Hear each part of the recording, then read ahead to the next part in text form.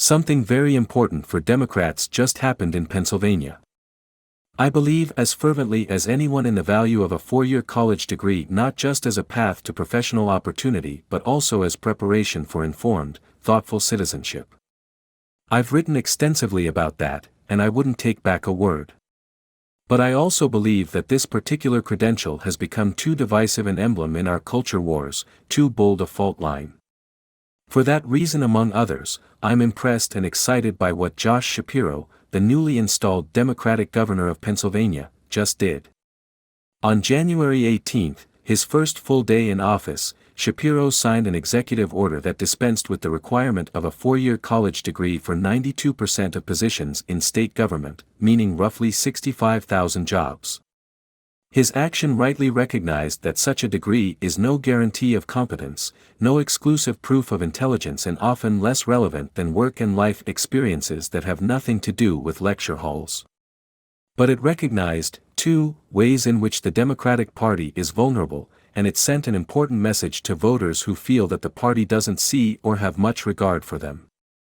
Utah and Maryland made similar changes to their employment practices last year. But those states had Republican governors. That a Democrat followed suit in Pennsylvania, a much bigger political stage, with a much larger population, matters. Democrats have been wounded by charges of elitism over recent years, and Shapiro's executive order is a forceful rebuttal of the Republican caricature of his party as the protector of a corrupt meritocracy that demands an expensive, radicalizing adventure in the woke precincts of higher education. You have perhaps noticed that higher education is a current favorite bugaboo of Republicans on the rise. An excellent article in the Times this week by Stephanie Saul, Patricia Motzi and Trip Gabriel examined how Governor Ron DeSantis of Florida has built his national brand by attacking the education establishment, including administrators at his state's colleges. DeSantis is hardly alone. Although she gets less attention, Sarah Huckabee Sanders, who just became the governor of Arkansas, is using a playbook much like his, with an eye on the same sorts of voters. Democrats shouldn't underestimate her ambitions, or the way they fit into an increasingly coordinated Republican effort. Democrats can't just shrug all of this off.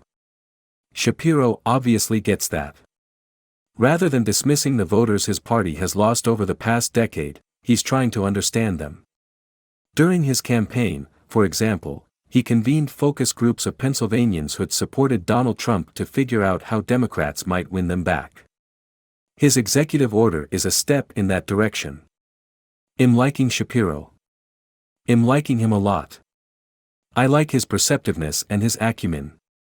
I like that when he was Pennsylvania's Attorney General, he went after child sexual abuse in the Roman Catholic Church in the state, although he had to know that, as a Jewish public official who's forthright about his devotion to his religion, he'd get a special kind of anti-Semitic pushback. That's an accurate assessment and excellent argument for Shapiro's decision, which not only makes practical and political sense. It makes moral sense as well.